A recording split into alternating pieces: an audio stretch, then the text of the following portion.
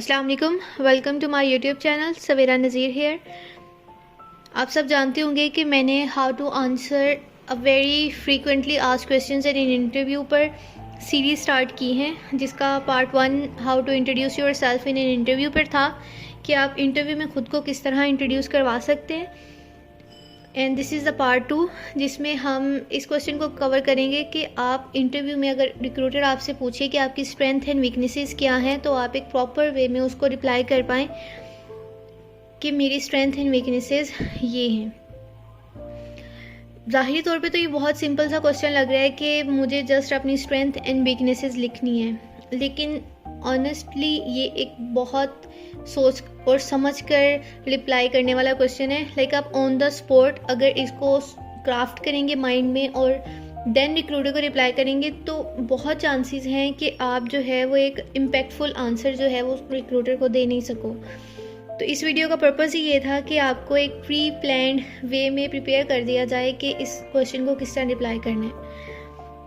अब अगर रिक्रूटर आपसे ये क्वेश्चन पूछ रहा है कि आप अपनी स्ट्रेंथ एंड वीकनेसेस बताओ, तो आपने एक ऑनेस्ट और जेन्युइन अप्रोच तो रखनी है, लेकिन ये नहीं करना कि अपनी वीकनेसेस वो बता देनी है कि वो कहे कि thank you so much for coming here and अब आप जा सकते हैं। ऐसे वाले काम नहीं करने। अब ऐसे वाले काम में क्या है, मैं आपको एक एग्जांपल के थ्रू समझाती हूँ। अब ऐसा होता है कि almost all around Pakistan firms जो होती हैं वो लेट सिटिंग करवा रही होती है। लाइक ड्यूरिंग सीजन तो ऑलमोस्ट एवरी फर्म जिसके पास काम है वो आपको लेट सिटिंग करवाएगी। अब यहाँ पर मुझे पता है क्वेश्चंस पूछने वाले स्टूडेंट्स के लेट सिटिंग मीन्स, क्योंकि बहुत टाइम्स जो है ना वो इनबॉक्स पे ये मैसेज आ रहे होते हैं कि ये फर्म लेट सिटिंग तो नहीं करवाती, जो कि मुझे बहुत यूजलेस क्वेश्चन लगता है। इसलिए लगता है कि देखें कि हर फर्म ने ड्यूरिंग सीजन उसके पास काम होगा। लाइक टैक्स का सीज़न अभी प्रीवियसली गुजरा है, तो जो टैक्स डिपार्टमेंट के स्टूडेंट्स थे इवन के वो रात के 10-12-1 तो नहीं, खैर हमारी फर्म में इतना लेट तो नहीं, लेकिन एटलीस्ट 10 बजे तक वो बैठे होते हैं। लेकिन जो अच्छी फर्म्स होती हैं वो ये जो 1 से 1.5 माह या 2 माह स्टूडेंट ने लेट सेटिंग्स की होती हैं उसको कंपनसेट करती हैं। अब ICAP पॉलिसीज़ के अकॉर्डिंग वो कंपनसेशन ऐसे होती है कि जितने आवर्स आपने लेट सेटिंग की है उतना ऑफ ले लो आप, या फिर आप उतनी जो है वो पेमेंट रिसीव कर लें। फ्यूचर में अगर मैंने ICAP पॉलिसी पे वीडियो बनाई तो डेफिनेटली इसको इन डिटेल मैं आपसे शेयर करूँगी कि इसको किस तरह ICAP जो है वो कंसीडर करता है अपनी पॉलिसीज़ में। बहरहाल हम थे अपने एग्ज़ाम्पल मैंने आपसे लेट सेटिंग की शेयर कर रही हूँ कि अगर आप फर्म को ये कहें कि मैं जो है वो जब जैसे 6 बजते हैं और मैं अपना बैग पकड़ता हूँ, काम जितना मर्ज़ी पड़ा हो, ये मेरी वीकनेस है कि 6 बजे के बाद मैं फर्म में बैठ ही नहीं सकता, तो फिर वो फर्म जो मैंने ऊपर बोला ना कि वो कहेंगे thank you so much for your time for coming here, तो ये अल्फाज वो आपको बोलेंगे और आपको घर भेज देंगे वो। तो ऐसी वीकनेसेस नहीं बतानी कि जो आपका अल्टीमेटली जो है वो नुकसान कर रही हो या आपका एक बैड इंप्रेशन क्रिएट कर रही हो। अपनी वीकनेसेस को आपने इस तरह लेके चलना है कि जो अल्टीमेटली एट द लास्ट आपकी स्ट्रेंथ में चेंज हो जाए, या फिर वो प्रीवियसली कहीं आपकी वीकनेसेस हो लेकिन आप उसको बहुत हद तक इम्प्रूव कर गए हो और अभी वो आपकी स्ट्रेंथ जर्नी में एक बहुत अच्छा पार्ट जो है ना वो शो कर रही है। सो हम स्ट्रेंथ एंड वीकनेसेस पर अगर मज़ीद बात करें, डेफिनेटली मैं इस वीडियो के लास्ट में आपसे कुछ एग्जांपल्स शेयर करूंगी कि प्रॉपर एग्जांपल्स कि आप रिक्रूटर को किस तरह रिप्लाई कर सकते हैं। और उन एग्जांपल्स में मैं स्ट्रेंथ एंड वीकनेसेस भी, आपने एग्जैक्ट वो नहीं लिखनी, इट्स जस्ट ये समझ लें कि ओवरव्यू है कि आप इस क्वेश्चन को किस तरह ड्राफ्ट कर सकते हैं। अब अगर ये बहुत से स्टूडेंट्स वीडियो देख रहे होंगे तो अगर हर कोई वही नोट कर लेगा तो डेफिनेटली फिर रिक्रूटर जो कहेगा वह कहेगा ये लगता है बच्चा ना कॉपी पेस्ट करके आया, तो ये काम नहीं करने। इसका मेरे पास एक शॉर्टकट है, डेफिनेटली मैं आपसे शेयर करूँगी सैम्पल जब आपको दिखाऊंगी मैं उसमें। अभी हम सिर्फ नेचर अंडरस्टैंड करते हैं कि आपने स्ट्रेंथ में कैसी बातें करनी है और वीकनेसेस में कैसी बातें करनी है। और सबसे बड़ी बात, इंसान की बहुत सारी स्ट्रेंथ्स हो सकती हैं, लेकिन हम वो स्ट्रेंथ्स किस तरह पिक करें कि जो रिक्रूटर को अट्रैक्ट करें, या वो वीकनेसेस जो अल्टीमेटली आपकी स्ट्रेंथ है वो किस तरह आइडेंटिफाई करें कि वो रिक्रूटर जो है वो उससे इम्प्रेस हो जाए। सो हम अगर बात स्टार्ट करें तो ये है कि देखें डिफरेंट फर्म्स हैं, वो अपनी अनाउंसमेंट कर रही होती हैं। अनाउंसमेंट में वो आपको बता रही होती हैं, मैं ये टॉपिक है ना वो पर्टेनिंग टू सी और ACCS रखूँगी, बट डेफिनेटली जो अदर प्रोफेशन से बिलोंग करते हैं स्टूडेंट्स वो भी इस वीडियो से उतना ही फ़ायदा ले सकते हैं जितना कि ये सी और ACCS के लिए ये वीडियो है। क्योंकि आई बिलीव कि यूट्यूब पर ऐसी अभी कोई वीडियो नहीं है कि जो ACC और CA स्टूडेंट से कम्प्लीटली पर्टेन करती हो और उनके जो वर्क इन्वायरमेंट है और हर चीज़ से अलाइन करके बनाई गई हो। तो मेरी यही कोशिश है कि मैं उस चीज़ या उस गैप को कवर कर सकूं। जब कोई फर्म अनाउंसमेंट करती है ना आर्टिकल्स की या इंडक्शन की या मीन जॉब की, तो वो कुछ जॉब डिस्क्रिप्शन देती है। जॉब डिस्क्रिप्शन में ये लिखा होता है कि हमें कैसी स्किल्स चाहिए, हमें इन शॉर्ट कि हमें किस तरह का कैंडिडेट चाहिए फॉर दिस रोल। अब ये एक जनरल क्वेश्चन हो सकता है कि हर फर्म तो ऐसी बातें नहीं बता रही होती, वो जस्ट अनाउंस कर देती है कि आपकी जो है इंडक्शन या आर्टिकल्स या ट्रेनिंग की अपॉर्चुनिटीज़ हैं हमारे पास, अगर आप आना चाहते हैं तो ये एप्लीकेशन डेडलाइन डेट है, आप अप्लाई करते हैं। बस इतनी सी बात लिखी होती है। लेकिन अगर आप बाकी फर्म्स में देखें like Fergusson, KPMG, EY, Deloitte तो है नहीं, खैर यूसुफ आदिल की बात कर लेते हैं, या कोई भी बिग 10 या कोई भी QCR रेटेड फर्म जो जॉब डिस्क्रिप्शन लिख रही हो, आप वो जॉब डिस्क्रिप्शन को रीड करें। देखें बिग 10 में भी एक स्टूडेंट बैठा हुआ है ना, और इवन कि A category, simple, B, C और QCR रेटेड में फर्म में अगर कोई स्टूडेंट बैठा हुआ है तो मोर और लेस दोनों काम सेम ही कर रहे होते हैं। उनके 90 to 95% जो वर्क की रिक्वायरमेंट होती है ना वो सेम होती है। तो अगर आप जिस फॉर्म में अप्लाई कर रहे हैं वो कोई जॉब डिस्क्रिप्शन नहीं दे रही, तो आप वैसे फॉर्म में ना एक जॉब डिस्क्रिप्शन देख लें, या इवन कि गूगल पे सर्च करके, या आपके मेंटोर्स ने, टीचर्स ने बताया होगा कि आप फॉर्म में जाकर ये काम करते हैं, तो उन कामों की लिस्ट बना लें, ठीक है। और उनमें से ना अगर आप फॉर एग्जांपल कोई पम्फलेट में ना आप रीड कर रहे हैं कि ये ना जॉब डिस्क्रिप्शन है, ये रिक्वायरमेंट है कि फर्म को किस तरह का कैंडिडेट चाहिए, आप ना उसमें से एक्शन वर्ब पिक कर लें। एक्शन वर्ब से मुराद है कि वहाँ लिखा होगा कि कैंडिडेट की गुड कम्युनिकेशन स्किल हो, आपने ये एक्शन वर्ब पिक कर लिया। फिर वहाँ पे लिखा होगा कि वो प्रेजेंटेबल हो, ये बहुत हैवी वर्ड होता है प्रेजेंटेबल, मीन्स कि इसका मतलब है कि वो बच्चा जो है वो मेरी फर्म को रिप्रेजेंट करना जानता हो, कि उसने मेरे क्लाइंट्स के सामने या मुझे इन फ्रंट ऑफ वर्ल्ड किस तरह रिप्रेजेंट करना है, ठीक है।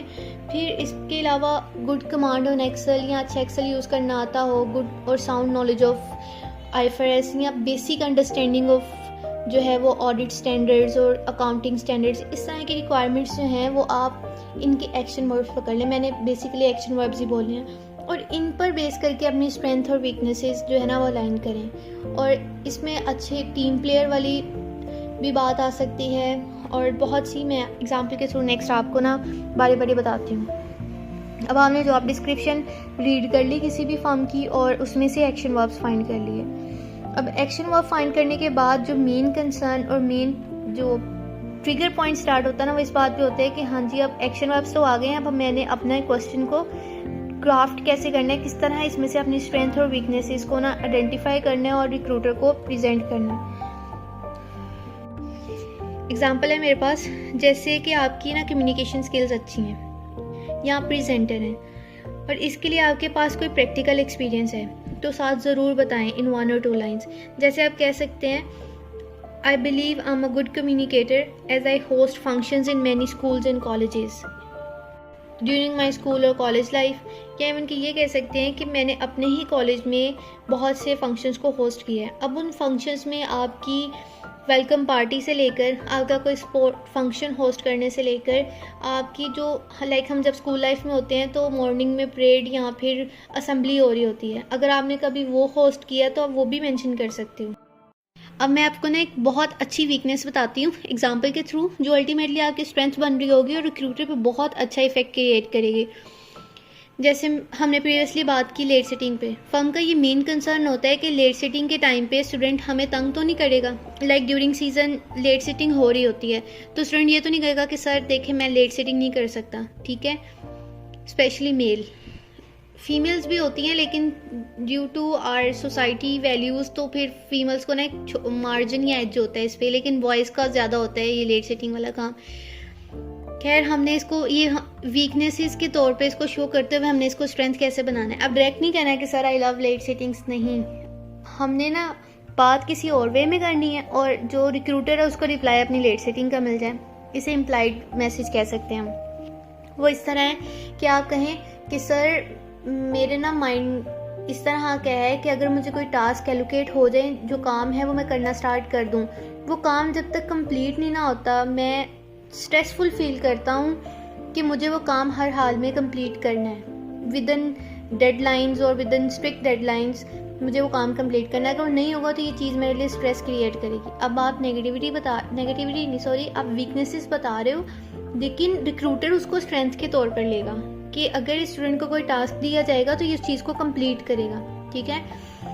इसी तरह वीकनेसेस में आप एक और एग्जांपल देती हूँ जो अल्टीमेटली आप उसको स्ट्रेंथ में कन्वर्ट कर सकते हो। डायरेक्ट नहीं कहना, जैसे लेट सिटिंग हमने डायरेक्ट नहीं बोला, हमने एक जर्नल बात की और वो रिक्रूटर को ये मैसेज दे गई कि ये बच्चा जो है काम की तरफ मोटिवेटेड है, ठीक है। इसी तरह फॉर एग्जांपल ट्रैवलिंग की बात करें तो अब ट्रैवलिंग भी फर्म को होता है कि समटाइम्स ऐसा होता है कि फर्म्स के क्लाइंट ना उसकी प्रेमिसेस से दूर होते हैं, ठीक है। तो नहीं होता है कि अगर स्टूडेंट को अगर हम उस क्लाइंट पे भेजें तो वो हमें तंग तो नहीं करेगा कि सर मैं तो रोज़ाना इतनी ट्रैवलिंग नहीं कर सकता, ठीक है। उस सिचुएशन में आप ये कह सकते हैं sir I am motivated and focus towards my task, और मैं मतलब उसको कंप्लीट करना जानता हूँ। मुझे ये नहीं होता है कि मैंने विद इन प्रेमिसेस रह के करना है या किस तरह करना है, और मैं एक अच्छा टीम प्लेयर भी हूँ।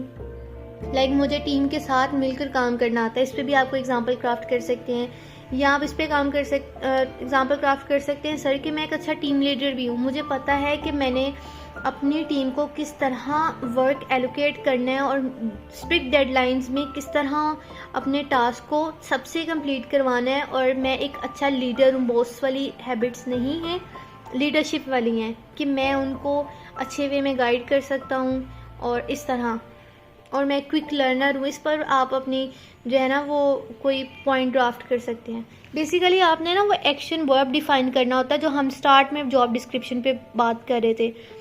वो एक्शन वर्ब के लिए ना पीछे आपने एक स्टोरी इस तरह क्रिएट करनी है कि वो इम्प्लाइड मैसेज, मतलब वो छुपा हुआ जो उसमें मैसेज है ना, वो यही है कि वो जो आपने जॉब डिस्क्रिप्शन में लिखा था ना, जिस तरह का कैंडिडेट आपको चाहिए था, वो क्वालिटीज़ हैं उसमें, ठीक है।